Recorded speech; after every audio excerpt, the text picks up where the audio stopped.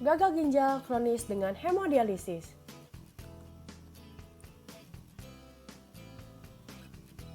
Gagal ginjal kronis merupakan gangguan fungsi ginjal di mana kemampuan tubuh gagal untuk mempertahankan metabolisme dan keseimbangan elektrolit.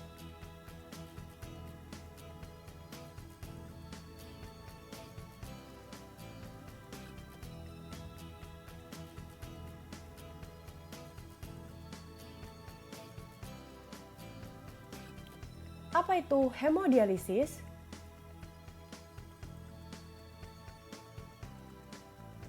Hemodialisis adalah alat khusus untuk mengambil zat-zat nitrogen yang beracun dari dalam tubuh pasien ke dializer tempat darah tersebut dibersihkan dan kemudian dikembalikan ke tubuh pasien.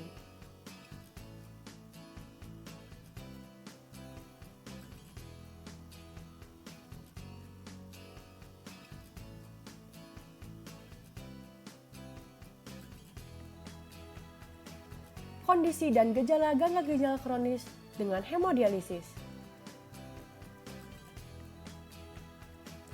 Adanya pembengkakan pada tubuh seperti kaki dan atau wajah yang biasa disebut dengan edema.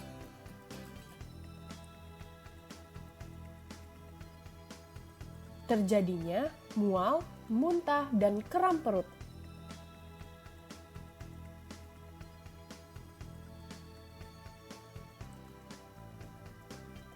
Serta timbulnya nyeri dan kaku pada bagian-bagian tubuh tertentu.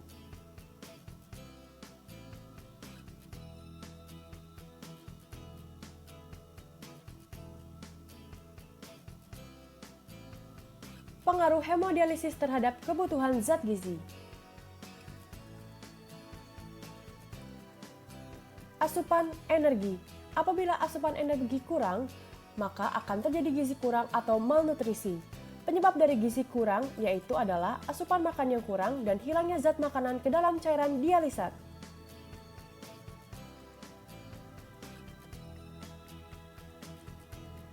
Asupan protein. Pasien dengan gagal ginjal kronis yang mengalami terapi hemodialisis beresiko tinggi mengalami malnutrisi atau gizi kurang karena kurang protein. Asupan protein yang tinggi pada pasien hemodialisis bertujuan untuk menggantikan kehilangan protein pada saat hemodialisis.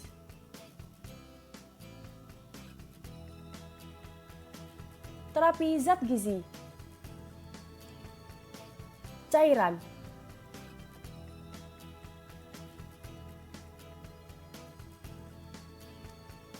Urin yang sedikit dapat menyebabkan cairan yang dapat diminum juga sedikit. Terlalu banyak cairan dalam tubuh dapat menyebabkan tekanan darah yang tinggi, penumpukan cairan dalam tubuh, dan terjadinya gagal jantung. Kebutuhan cairan pada pasien dengan hemodialisis adalah jumlah urin yang keluar ditambah dengan 0,5 hingga 1000 liter per hari.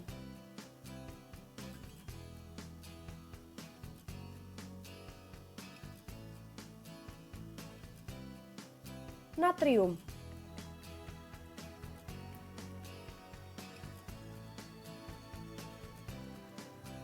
Terlalu banyak natrium dalam makanan dapat menyebabkan rasa haus, sehingga perlu dilakukan pembatasan. Garam meja merupakan salah satu contoh dari natrium di mana 1 sendok teh garam meja mengandung 2,3 gram natrium. Pembatasan natrium diberikan sebanyak 2 hingga 3 gram per hari.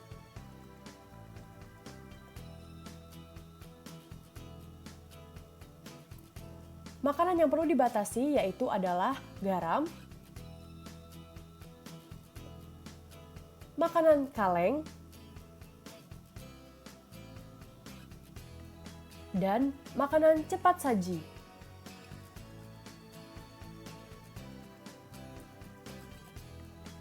Kalium. Ginjal yang rusak tidak dapat membuang kalium ke urin, sehingga perlu dilakukan pembatasan kalium. Kalium yang terlalu banyak dapat menimbulkan detak jantung yang tidak teratur. Pembatasan kalium diberikan sebesar 2 hingga 3 gram per hari.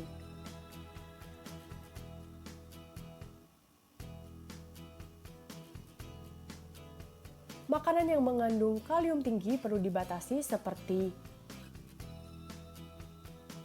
susu, pisang, tomat, dan jeruk.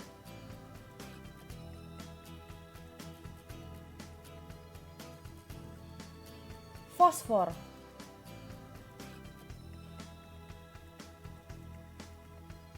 Fosfor akan menumpuk pada darah apabila ginjal mengalami gangguan. Terlalu banyak fosfor menyebabkan hilangnya kalsium pada tulang sehingga menyebabkan tulang menjadi rapuh dan mudah rusak. Fosfor juga dapat menyebabkan pengerasan dan penumpukan plak di jantung dan pembuluh darah. Pembatasan fosfor diberikan sebanyak 0,8 gram per hari.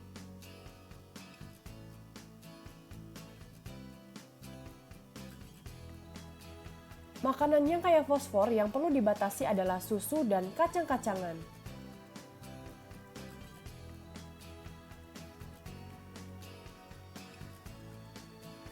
Kalsium.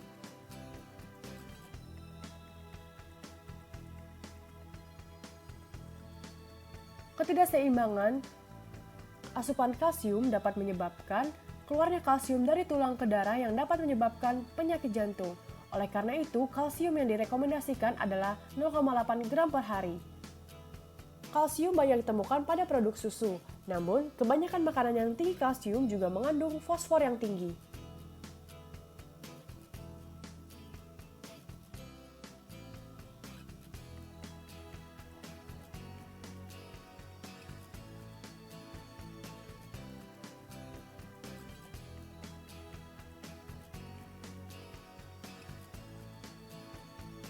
Kalori. Kalori menyediakan energi untuk tubuh yang dapat ditemukan dalam karbohidrat, protein, dan lemak.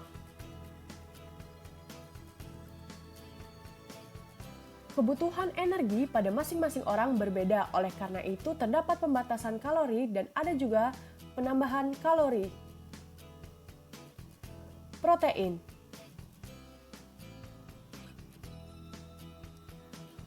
Pasien dengan dialisis biasanya perlu mengonsumsi protein lebih banyak karena terapi dialisis menyebabkan hilangnya protein. Apabila tubuh tidak mengonsumsi protein yang cukup, tubuh akan mengambil protein yang dibutuhkan dari otot dan menyebabkan rasa lemas.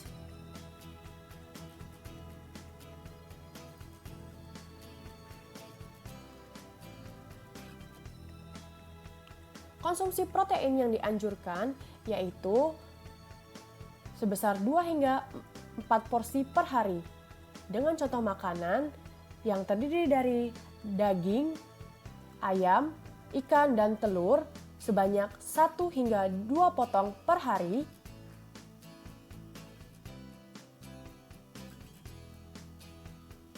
dan tahu tempe sebanyak 2 hingga 3 potong per hari.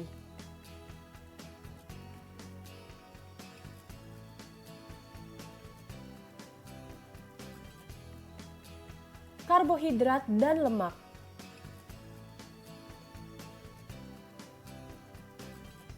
Karbohidrat adalah sumber energi yang mudah didapatkan, yang berasal dari nasi, roti, kentang, sayur, buah, madu, gula, dan sebagainya.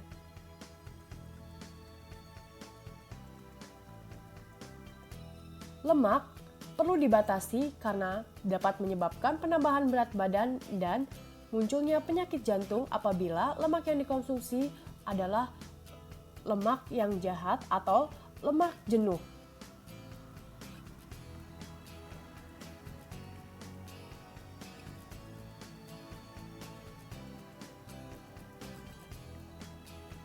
Vitamin dan mineral.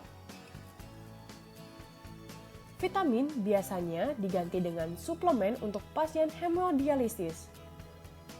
Pemberian vitamin ini dikarenakan vitamin hilang saat terapi dialisis dilakukan.